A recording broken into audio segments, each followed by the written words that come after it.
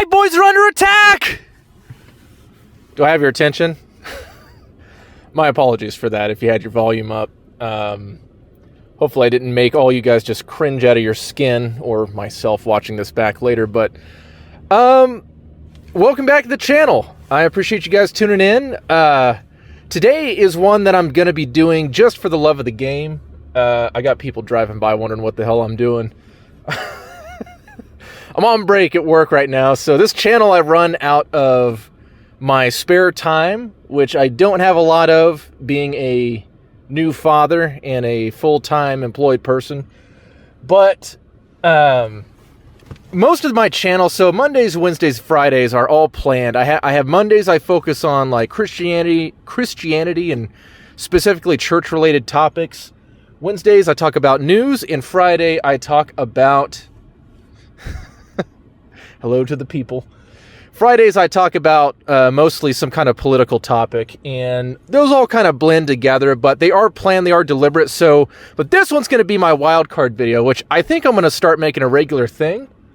Regular in the sense of I'm going to try to do one every week that is just completely unplanned, that I don't prep for at all. I do a lot of prep for all the others, but for this one, I'm just going to go in cold turkey.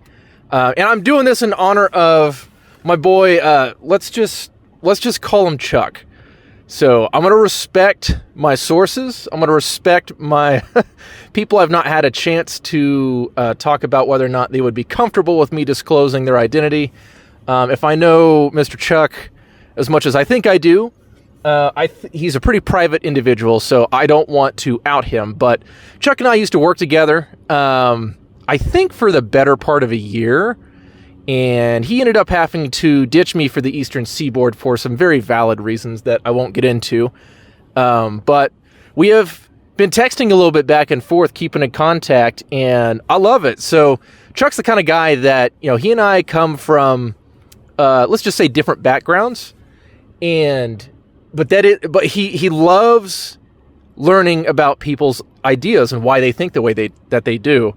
And I like to think I do as well.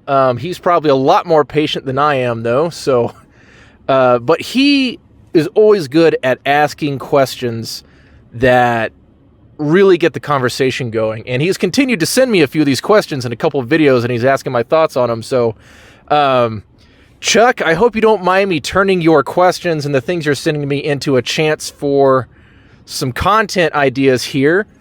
But I'm sure you'll forgive me. So, and this will give me a better chance to respond to you in not just a wall of text, but something that's actually you can sit down and listen to, kind of like we're just chatting like we used to. So, he asked me a very interesting question today, and I bring up that we're from different backgrounds because his questions to me today, and why I shouted at you in the first 0.4 seconds of the video are, he sent me a text saying, hey, are white men, or do you think that white men and white culture are under attack, and why? And then a follow-up question is, if it is under attack, what exact culture are people fighting hard not to lose? So, yeah, that's what I'm going to be thinking about. I figured this would be a good challenge for myself to kind of be able to have to defend my ideas and my positions just off the top of my head and not always have prep time. So we'll focus mostly on that first question. Hold on, let me lubricate here. First question again was, are white men and white culture under attack, and why? I think short answer, yes. There's a couple parts to that question, though, to that answer. So I think men in general are under attack. So it's not just that white men specifically, but men in general are under attack in not just the United States, but kind of throughout the West. Because, well, as short as I can describe it, the West has been infested with Marxist ideology. And there are people that could better describe how we have come to that point than I could. But the main thing to remember is that a Marxist worldview is always going to break down the world into two camps. There are two kinds of people. It's always going to fall along some kind of oppressor on one team and the oppressed on the other. And there are some categories that, and this is an international thing, so it's not just that this is something just happening in the United States and it's just seen this way within the United States. This is international, and it's a lot of these themes carry over from nation to nation pretty much in the same form. The way that it's laid over that particular nation might be a little bit different. So, for example, the UK might have a lot more focus on specifically colonialism, the topics related to colonialism, because they had colonies all over the world. And that's not to say that America never did, because we did, and we do to this day have a couple of, I guess you'd call them territories now. But that is levied, that is used to beat the average Brit over the head as kind of a shaming tactic. And the reason that all this is because people that identify with this oppressed group are trying to use this all to get into positions of power. That's what Marxism is all about. It's a way to, I'm sorry, you probably have that air blowing in the, or hopefully not because I got the mic, but Marxism is all about attaining power and using that power to make dramatic changes in society in the direction of some kind of collectivist system. I know I'm throwing a lot of jargon at you guys here, but some of these groups that you're going to see, depending, and you can think about this. Sorry, I got a lot of ideas going through my head. I'm trying to focus on just one approach at a time here, but there are different topics that, when they are discussed, will have a different oppressor and oppressed. And then you introduce the idea of intersectionality to make all these kind of cross over with one another. And that's going to start to build a system from which the oppressed class that is trying to use these ideas to turn them into weapons to get them into positions of power, they are using that to find allies, essentially. So what do I mean? What's that look like exactly? So on the topic that we brought up today, that was race. So if you are paying attention to current events in the United States at all, I'm sure you've heard the term critical race theory. So critical theory is this technique that is this intellectual tool, this intellectual system of ideas, theories. I'm trying to sound smart here, man. Go easy on me. But it was devised by, largely you can draw it all the way back to what's called the Frankfurt School. And the Frankfurt School was a group in Germany back in the 30s that, as the Nazis were coming to power, they had to get out of town because they had ideas that conflicted with the Nazis. Mostly they were communists, or at least they were pretty radical socialists, kind of along that same spectrum there.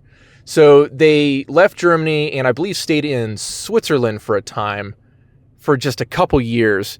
But and this is all like professors and intellectuals and, authors, people, the thinking man here. But they ended up in New York, specifically in Columbia University, and some other institutions as well. But they set up a new home in the United States there and came in as, I guess, like political refugees. Well, they didn't leave their ideas behind. They were committed Marxists, and they began to, a big concern that they had was Karl Marx had promised big things in the middle 1800s. And they thought that the Western world, this rapidly developing and industrializing world, was always on the brink of the big communist revolution. And we were going to make that jump from capitalism to communism. Well, what they were finding is, it was rough for a while, but these societies, especially as you start to get things like workers' rights becoming laws in these different countries like the United Kingdom and the United States, life kind of improved for everybody. And Marxists are all about trying to drum up energy, to get everybody worked up and pissed off and ready to get violent, or at the very least to vote and take, dramatic actions short of outright violence to try to trigger that drastic change, to fundamentally change the nation they're in, to implement a socialist one or a more collectivist government. So they didn't lead Marx basically advocated that needed to always be a violent process. It always had to be a bloody revolution. Well, the Frankfurt School realized that really wasn't being all that successful outside of places like Russia, which at that time had become the Soviet Union. And I guess China as well was kind of on the brink of it at that time. But short of those two and maybe a couple other exceptions, really none of the West was turning into these communist nations that they expected them to. So they thought that they needed to take a new approach, and that was to go into the institutions, to identify the institutions, to go into them, and to basically lay the groundwork that over time would eventually bear fruit that I believe we are seeing today. And so their specific avenue was academia. So as they came into the United States and put down roots in the university system, over time, they began to, write their papers, teach their classes, do their thing. And year after year after year, these things began to slowly seep into American academia. And where it used to be more of an even balance, more of an actual battleground of ideas, where you had some liberals over here, you had some conservatives over here, and you had kind of a balance. Now academia in the United States in today, the year of our Lord 2026, is almost exclusively liberal. And many of those are outright Marxists. Many of them are mask off, not hiding it at all, communist sympathizers. And you may be thinking, okay, what's the big deal here? You're kind of taking a big, you're doing a weave here. You're taking your time. I am, but I'm trying to build the picture here, because it doesn't stop at the universities. See, these universities, at one particular education program, so they've continued to spread throughout the universities more and more and more as they've had students, and those students have had students, and these people are getting into jobs in other universities. It's just spread over the course of decades throughout the American university system. But those universities train all of our educated professionals. Namely, you've got...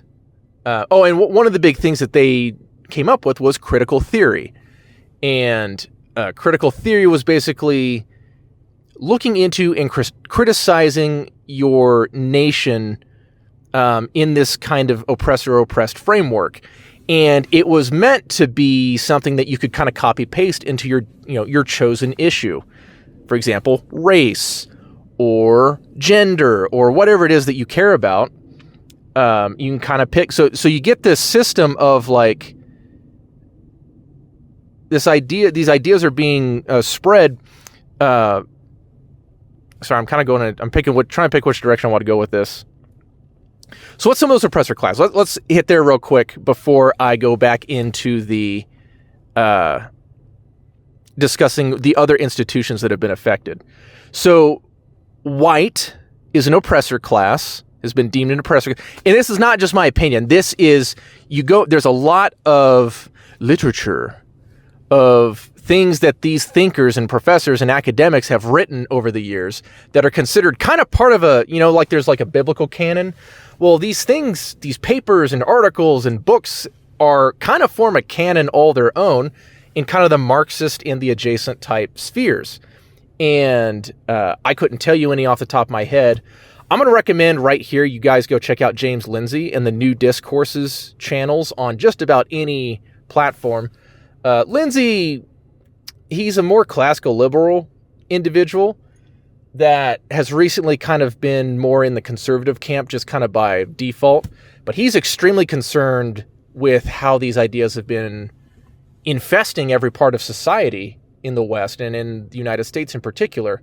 So he has devoted and he's a professor, or was a professor at one point himself. So he's teamed up with a couple people, and they spend all their time digging into this. They have podcasts and channels and all this stuff to help explain in detail, and to go in and he reads these documents to you and breaks them down and helps you interpret them. So Chuck, you especially, if you have not checked out, it's called New Discourses. I'm in this description.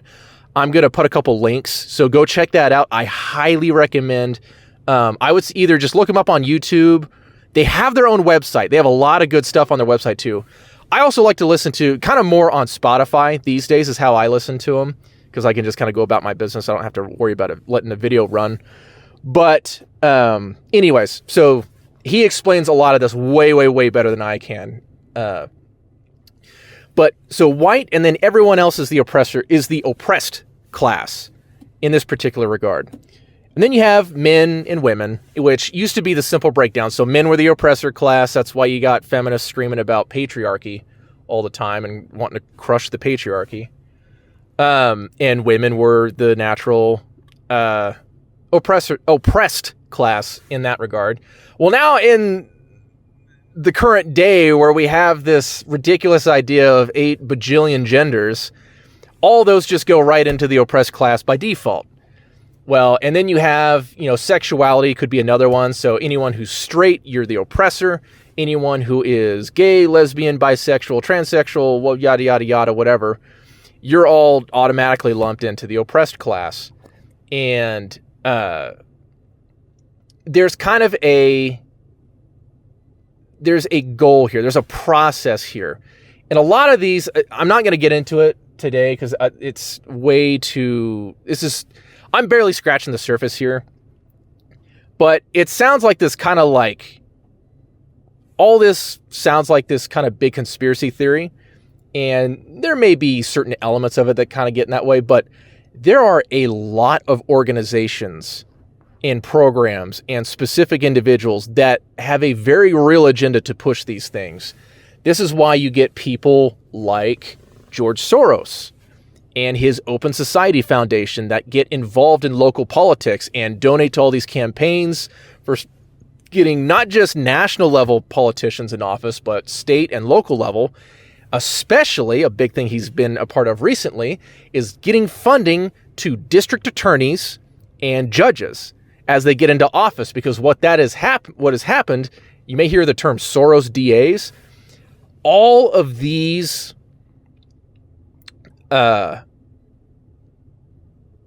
lenient judges and soft DAs have gotten into power in all these cities around the United States now, and you're seeing these criminals that are let off the hook after their 14th, 15th, 30th, 50th, 100th freaking arrest. A lot of those for violent reasons. And they're just letting them run free and continue to cause problems for society. But you can't throw them in jail, because that would be wrong. That would be perpetuating this oppression, because that is a black man that has committed this crime. And it would be wrong to throw him in jail because he's grown up in this oppressive society that has kept him back, or, he grew up in a broken household. And so it would be wrong to punish him because he doesn't know any better. He's just committing crime. And I'm not singling out black people here intentionally. I'm just giving you an example of kind of the mentality here. So all these different things start to kind of overlap here with this intersectionality, and it just produces all these kind of crazy results. Well, that chaos is on purpose. And what they are wanting from it is they're trying to use the chaos to their advantage. So, for example, like right now with all the immigration people getting angry at ICE and trying to pick fights with ICE in the streets and trying to blame ICE as this, the change that they want is they want to abolish ICE. They want a return to the open borders of the Biden era, because if you can import millions of immigrants and then give them amnesty, they become indebted to you and your party forever.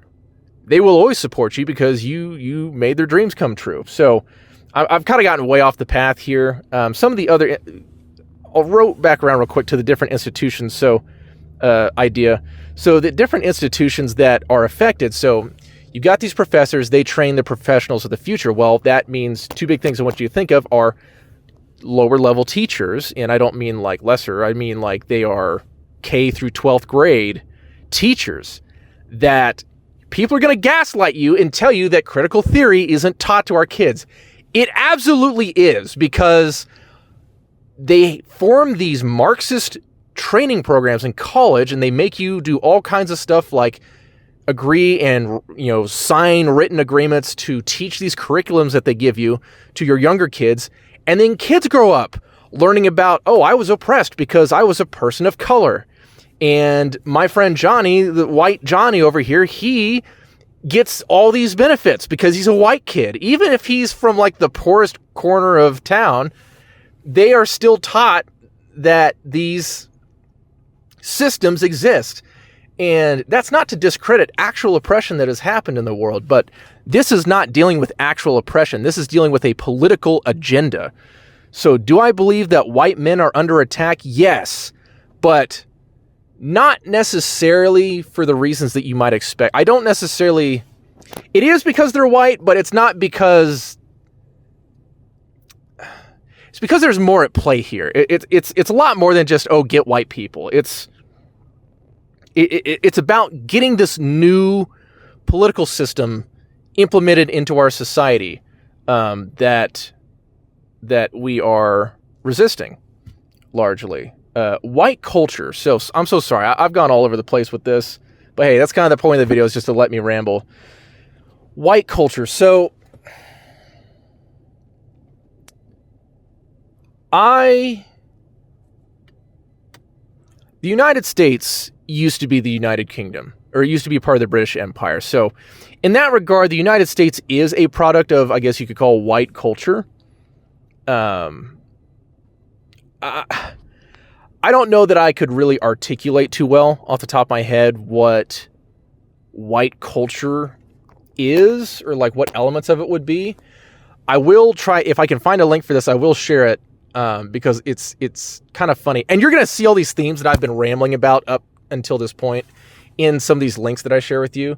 But the Smithsonian, of all places, and this is what I'm talking about, the Smithsonian put out this document a couple years ago about identifying whiteness in American culture and how to confront it and call it out so that it can be addressed and removed. And it's all kinds of ridiculous crap. It's like, the idea of rugged individualism. That is a white idea, according to these leftists, and that needs to be addressed and wiped out. Being punctual was another thing on there. Being on time is a white idea. And all kinds of ridiculous crap from the freaking Smithsonian, which is supposed to be like the premier museum, educational institute in the United States, that is headquartered in DC.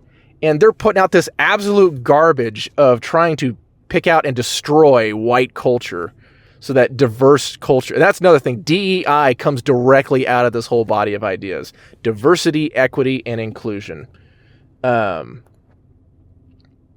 yeah, I guess the whole why of this whole thing, now that I've been rambling for almost half an hour, is because there are certain ideas that they want to destroy. It's all about getting power. First they argue for a voice, and I'm going to mess up the steps here. There's like 5 steps. This is something that James Lindsay talks about. But it's all about, first you got to get someone in the door. You got to get some, we're oppressed, so we need a seat at the table. So you get them a seat at the table. And then it's, we don't have enough representation, so we should, we need to increase that so that you get more seats at the table. And then it's like, we're just, what are we, your token, black friend or whatever. So if you really are an ally of our struggles, you need to let us run this thing. So then they chair the meetings, they run the institution.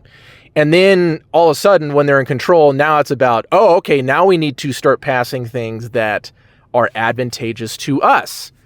And I would honestly have to look do a little research to give you some examples of this, but corporate America is probably the quickest thing off the top of my head. All this ridiculous business about, everyone has to have DEI programs.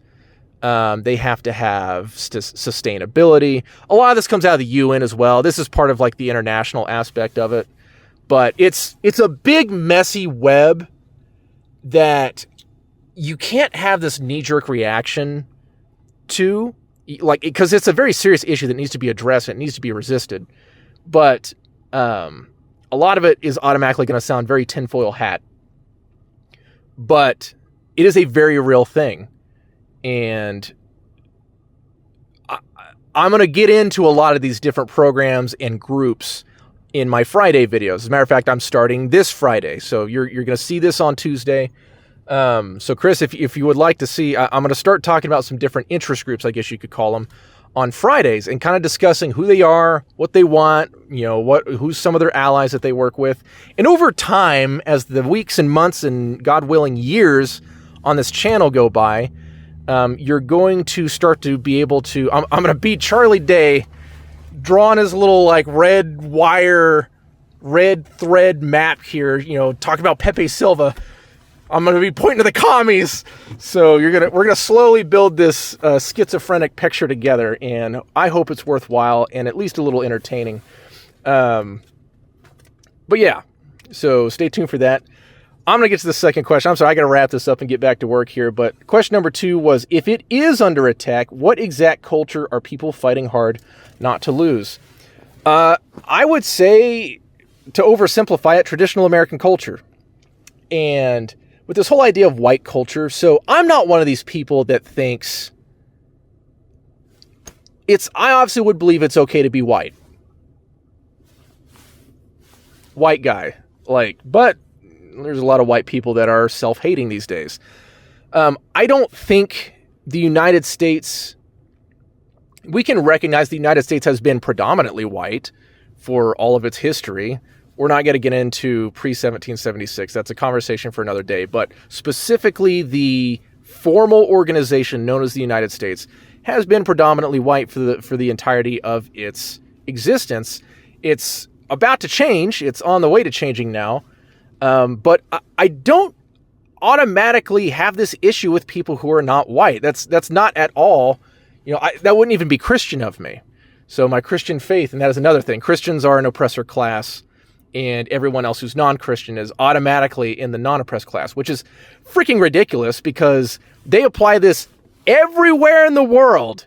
But you have entities like China who are a overt atheistic regime that persecute Christians and submit them to all kinds of horrible fates. But Christianity is viewed as a white religion, as ridiculous as that is.